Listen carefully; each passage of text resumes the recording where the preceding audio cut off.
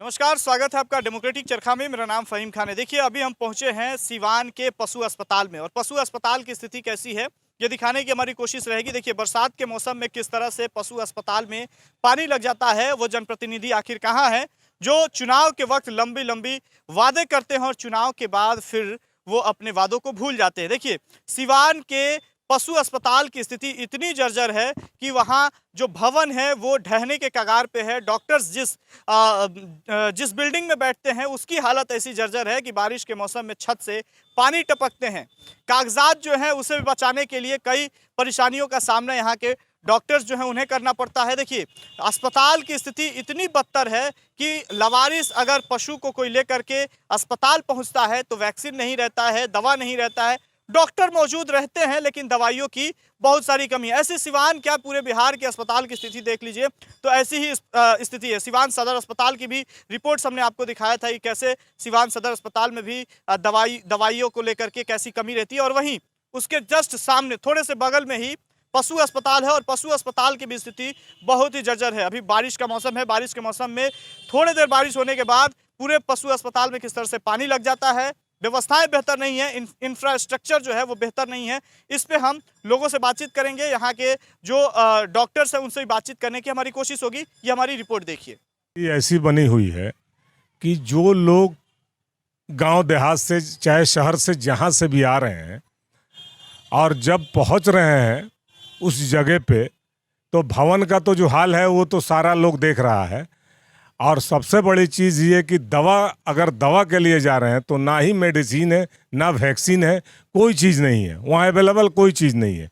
इस स्थिति में बाकी हमारे यहाँ के जो जनता है, सिवान की जो जनता है वो काफ़ी जो है ना परेशान हाल है और जाके प्राइवेट से उस दवा को उपलब्ध करते हैं। पशु अस्पताल का स्थिति जर्जर इसलिए है कि विभागीय उस पर कार्रवाई नहीं की जा रही। आज से 7 से 8 महीने पहले मैं भी एक कुत्ता वहाँ जो सर्दी का मौसम था उसको हम लेकर गए थे तो वहाँ भी प्रॉपर मेडिसिन उसका नहीं था, जो कि बाहर से खरीद कर मंगाया गया। जब मैंने वरीय पदाधिकारी से बात करने का प्रयास किया तो उनके द्वारा साफ स्पष्ट में कहा गया कि ये सरकारी कार्यालय है और सरकारी विभाग में और सरकारी कार्यालय में सरकारी दवाइयाँ हमेशा मुहैया नहीं रहती है, क्योंकि ये सरकारी सिस्टम है और सरकार का सिस्टम का मतलब होता है कि सरकारी दवाइयाँ आपको प्रॉपर नहीं मिलेगी। इसमें कोई नया नहीं है।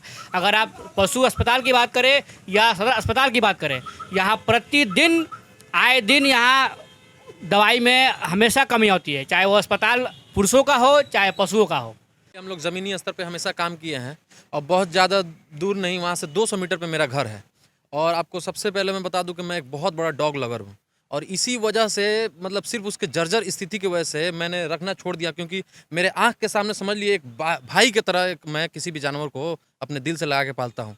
और वैक्सीन की वजह से उस कुत्ते को बीमारी हो गई और जख्म हो गया और वो फिर उसका जान चली गई। और मुझे बहुत अफसोस है कि इतनी बुरी स्थिति है सिवान में और एक वैक्सीन लगवाना होता है उसके लिए हमको जेल गेट के पास जाना होता है, टणवा जाना होता है, प्राइवेट हम लोग को फार्मा से जाकर वहाँ से वैक्सीन लेना होता है और कोई भी वहाँ शुद्ध लेने वाला नहीं है।